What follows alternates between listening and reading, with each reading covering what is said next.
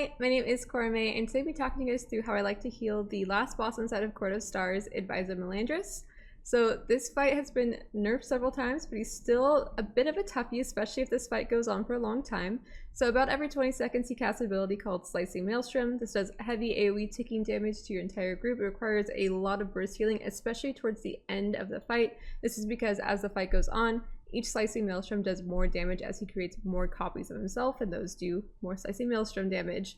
Basically meaning that you need to save as many of your heavy hitting, big healing CDs as you can for the end of the fight. You're trying to ration out as many of your healing CDs, not only your own healing CDs, but hopefully also your DPS's defensives, though you can't really press your DPS's defenses for them. So this video is only going to focus on what you yourself as a preservation evoker can do on this fight.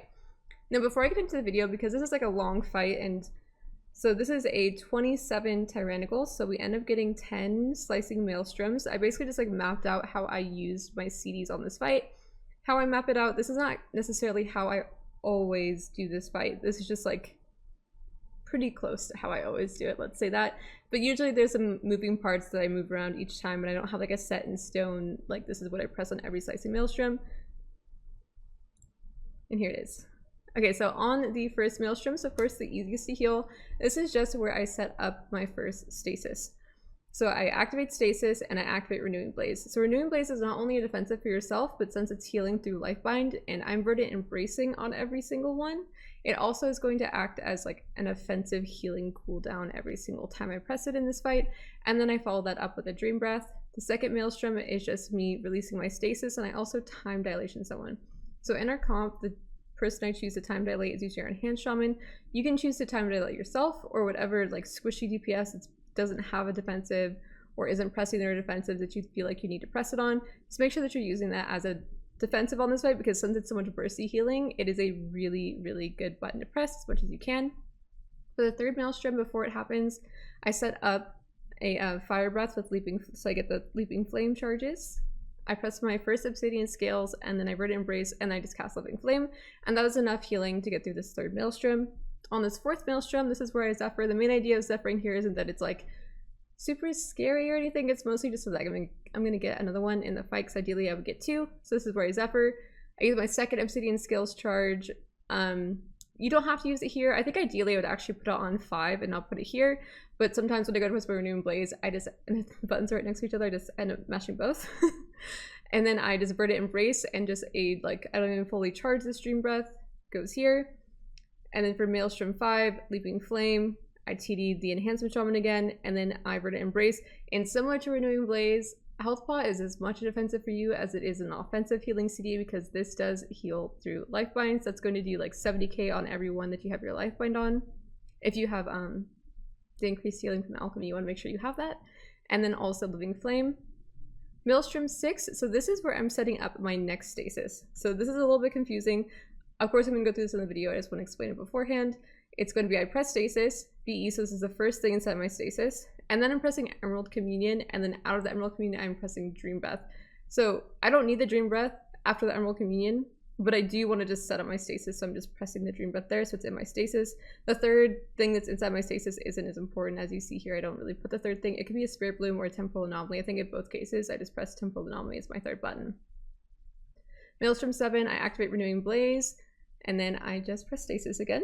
Maelstrom 8 is going to be my Obsidian Scales charge that comes off CD, and then I'm going to tip the scales a Spirit Bloom.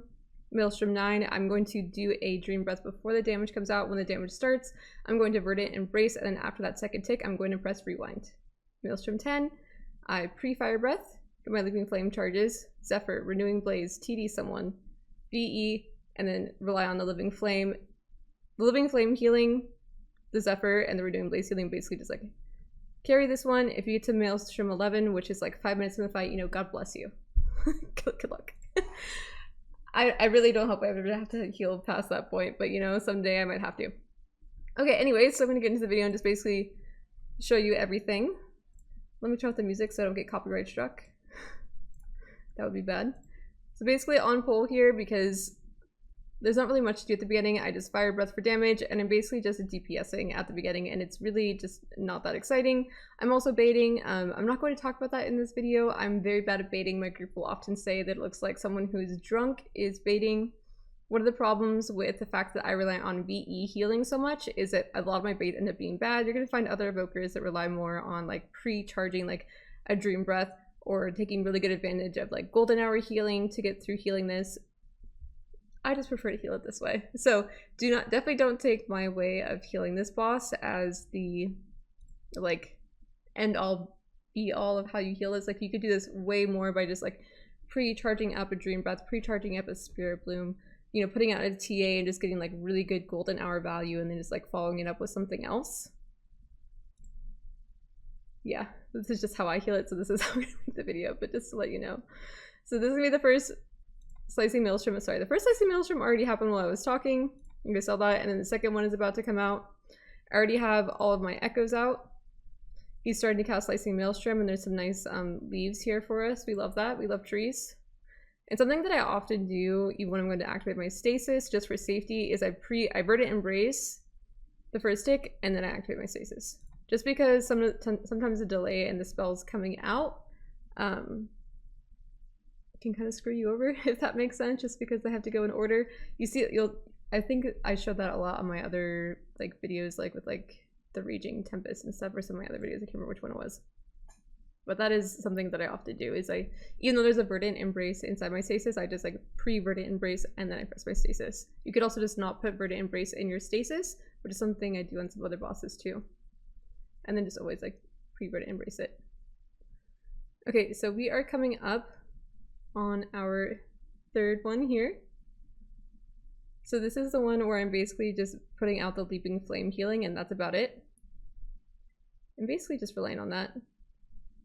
And then moving over here, baiting over here, and then we are coming up on the fourth one. So for slicing maelstrom, this is going to be my Zephyr, my Scales, my Renewing Blaze, and then we're just going to rely on like a rank 1 Dream Breath here to get us through it. After this bait. There's the Zephyr, there's the Renewing Blaze, there's the Obsidian Scales. Again, this is the one where I said I don't think I need Scales, and you're going to see I definitely didn't really need it. And then I just Verdant Embrace Dream Breath. I also didn't even get... Oh, he also cloaks this one to clear, although he didn't really need to. Well, he didn't need to do it for the damage, he just did it for the clearing. That's something that also happens on this fight, is you just like don't really use cloak for like, oh, I need healing here. It ends up just being a lot more like, oh, we need to clear to like free up space in the room, which is really good because like I said, I'm really bad at baiting on this boss. So right now we're coming up on the 5th Maelstrom. This one I already have my Leaping Flame charges stacked up right here. And then I'm going to press Time Dilation on our Enhancement Shaman again. I'm going to VE, and then I'm going to Health Pot, and I'm also going to use those Leaping Flame charges. This one is a little bit spooky, just because like for the rest of these ones, I have like hard-hitting CDs. But this is like the final one where it's just like, I don't really have that much to press here. But we need to get through this one, and then I'm saving like my heavier hitting CDs so these ones aren't as scary. About to AoE. So right here, I Verdant Embrace. I use my Living Flame right there, and then I press Health Pot at the end. And as you can see, I get really, really low here. So what I was saying before is I wish I didn't put Obsidian Scales here, and I would say put it here, and that was wise because I got pretty dang low right there. So I would definitely like to put my Obsidian Scales from 4 to 5, and that wouldn't mess anything else up, and this charge would still come up here where I need it. So now we're going to be going into 6. So this is going to be the one where I am choosing to stasis, VE, and then Emerald Communion. Obviously the Emerald Communion isn't going in the stasis, it's just me putting the VE inside the stasis, and then putting a Dream Breath out after that, and then probably just a Temporal Anomaly, I think is what I usually put into it, just because I don't feel like taking the time to hard cast the Spirit Bloom there. I'm also making sure in between, which I don't really show in the CDs that I have set up, that I'm keeping reversions out on as many people as I can, though they're definitely falling off. So as you can see, I've set up my stasis, and I have Verdant Embrace the Rogue. I'm now Emerald Communioning, so we're going to be giga safe on this one. And this gives me the freedom to like basically just like use my spells to set up my stasis. After I'm done baiting, of course. Baiting sometimes it's definitely not hard to do as a healer. I'm just really bad at it. I'd much rather me do it than us lose DPS though, because this is a long, long boss fight. So yeah, it's just going to be a Verdant Embrace, Dream Breath, Temporal Anomaly. In this case, I wasn't standing out far enough because I was getting into my Leaping Flame stacks. Oh well. And as you can see, I'm going to do the same thing I did last time where I Verdant Embrace and then I press my Stasis. This is going to make sure that we're really safe on this one. And then I am fading again. And then so we are looking at the next Maelstrom, which is just going to be me pressing Scales, Tip to Scale, and then a Spirit Bloom in order to get through it. So it's like, as you notice, that's the only time in the entire fight that I press Spirit Bloom. You can always pre-charge a Spirit Bloom. Like I said, the same thing I said earlier where you can pre-charge like a Dream Breath to get through healing. You can do the same thing with a Spirit Bloom if that's how you want to do it. I just find like timing it and all that kind of stuff to be like unreliable and scary, so I really don't like doing it. So that's the Tip to Scales, the Spirit Bloom. As you can see, we got through that just fine. And then towards the end, you also see me like just like casting. You can see like my action tracker up here, but it's like if someone's looking low, I usually always have like a Living Flame. My cat is behind my desk on my computer, on my camera. Living Flame ready to go on anyone who maybe didn't get like enough healing there in order to get through it. So that was our Tip to Scale Spirit Bloom. So now we're looking at the next Maelstrom, which is going to be a pre-Dream Breath, and then I'm going to Verdant Embrace, and I'm going to rewind that one. Dodging lines, we're doing a sketchy clear, and this is my pre-Dream Breath before the Maelstrom comes out, just so we have that ticking on us towards the beginning. The scary part about rewinding is that like you want to wait 2 ticks to press it if you can. The other thing here is, I talked about this if you watched my last video on Telixay. So I actually zone out in this dungeon and I do take healing talents. I don't normally do this, like if it's we did several 26s where I did do this. I definitely don't do it for this boss in particular. And you can see it's mostly for Dream Breath healing, which I'm not even relying that much on in this fight. But I do have 2 rewind charges, which means my rewinds are weaker than they normally would. So however my rewind looks here, yours is going to look safer because you have like actual full rewind, unless of course you're taking 2 rewind charges. I really wouldn't suggest doing it for the most part though. It's really not that helpful. It's just like some extra healing that I wanted for Telixay, because this dungeon, the timer is really free on a high tyrannical 27. I talked about this in my last video, but playing for safety was definitely the play for us because we got really bad buffs. We got like buffs we couldn't pick up. Okay, so this one, you're going to see me Verdant Embrace. We take 2 ticks there, see like we get like really low and it's spooky.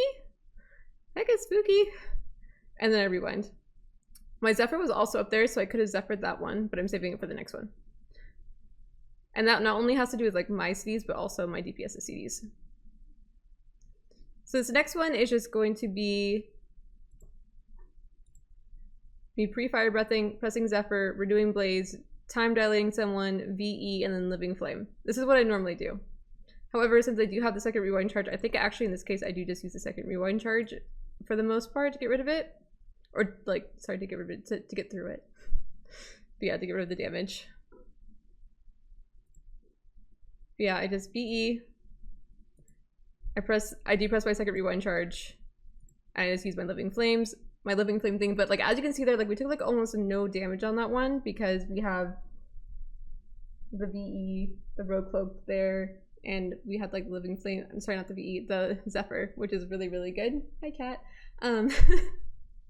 So you definitely don't need that second rewind charge to get through there. I just didn't want to put that there because I definitely don't want you guys to think you should run double rewind in this dungeon. It's definitely not optimal.